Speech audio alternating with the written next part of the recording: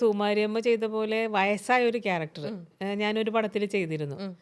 75 വയസ്സുള്ള ഒരു ക്യാരക്ടർ ഞാൻ ചെയ്തിരുന്നു. അതിന് 13 അന്താരാഷ്ട്ര അവാർഡ് ഉണ്ടായിരുന്നു ആ പടത്തിന്. ഓ നമ്മളിവിടെ അവാർഡൊന്നും ഉണ്ടായിരുന്നില്ല, പക്ഷെ അന്താരാഷ്ട്ര അവാർഡ് അത് 13 ഉണ്ടായിരുന്നു.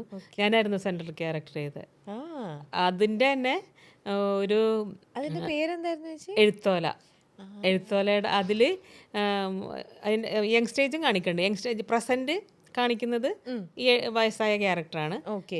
ഫ്ലാഷ് ബാക്ക് കാണിക്കുമ്പോൾ കുറച്ച് കാണിക്കുന്നുണ്ട് ഇങ്ങനെ യങ് ആയിട്ടുള്ള. യങ് ആയിട്ടുള്ളത്. ഓ ഓക്കെ. അവരിങ്ങനെ നമ്മൾ ശങ്കരേട്ടനാണ് പ്രൊഡ്യൂസ് ചെയ്തത് ഓ മഞ്ഞൾ വിരിഞ്ഞ പൂക്കളിലെ. ഓ ഓക്കെ. അപ്പോൾ ശങ്കരേട്ടൻ ആദ്യം വിളിക്കുന്ന അതിൻ്റെ ഡയറക്ടറായിരുന്നു. പുള്ളി UK യിലുള്ളത്, ഒരു അഡ്വക്കേറ്റാണ്. അവർ വിളിച്ച കഥയൊക്കെ പറഞ്ഞു. അത് കഴിഞ്ഞ് ഇങ്ങനെ ശങ്കരേട്ടനാ പ്രൊഡ്യൂസർ എന്ന് പറഞ്ഞു. അങ്ങനെ ശങ്കരേട്ടൻ ഫോണിൽ വിളിച്ചപ്പോൾ ഞാൻ ഭയങ്കര സർപ്രൈസ് സന്തോഷായി ആയി. ശരിക്കും. അപ്പോഴാണ് അവർ പറഞ്ഞത് അവര് എഴുതാൻ വെച്ച് എഴുതിയതാണ് ആ സിനിമ. പിന്നെ അമ്മയ്ക്ക് ഇങ്ങനെ സുഖം ഇല്ലാണ്ട് വന്നല്ലോ, അപ്പം അതുകൊണ്ടാണ് പിന്നെ അങ്ങനെ ആരെ ചെയ്യിക്കുമെന്ന് വിചാരിച്ച് അങ്ങനെ ഇങ്ങനെ ഇങ്ങനെ ഇങ്ങനെ ഒരു കുറേ ഇങ്ങനെ എങ്ങനെയോ എൻ്റെ വഴിയിലേക്ക് കറങ്ങി വന്നു.